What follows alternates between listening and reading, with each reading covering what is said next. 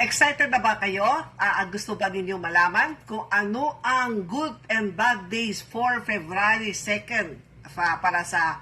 Para bukas na po to, February 2nd, 2024. Sino ba ang maswerte at sino naman ang medyo ingat at alamin po ninyo. At siyempre, ang unang kaninong good day. So sa February 2, ito ay good day sa mga ipinanganak sa Year of the Monkey. Sa Year of the Monkey, unggoy. Yan po ang maswerteng araw. Ano ang pwedeng gawin ng monkey sa araw na February 2? So, maaari silang, let's say, kung meron po silang nais nilang mag-renovate ng bahay o construction o magpupukpok.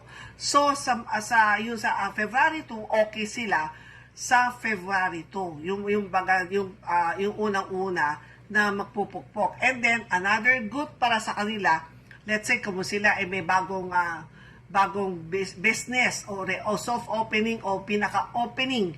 So, ito ay pwede po sa mga born under the Year of the Monkey. At ano naman ang hindi magandang araw, bad days sa kaninong animal sign. Bad day sa February 2, ang born ng Year of the Tiger.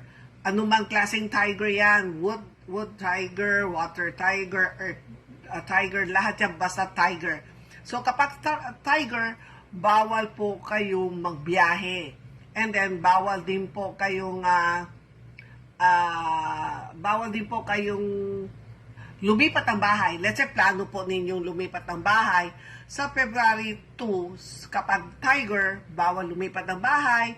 And then bawal din po mag-abroad o basta sumakay ng eroplano, bawal po ang biyahe. Yan lang po itong dalawang animal sign. Ang very good ay ang Year of the Monkey na pwede po sila mag-open ng bagong business at pwede po sila, let's say gusto nila mag-renovate ng bahay o mag-start ng construction, o di ba? Kasi kadalasan ang sinasabi natin, magpupuk-puk sa mga apat na kanto.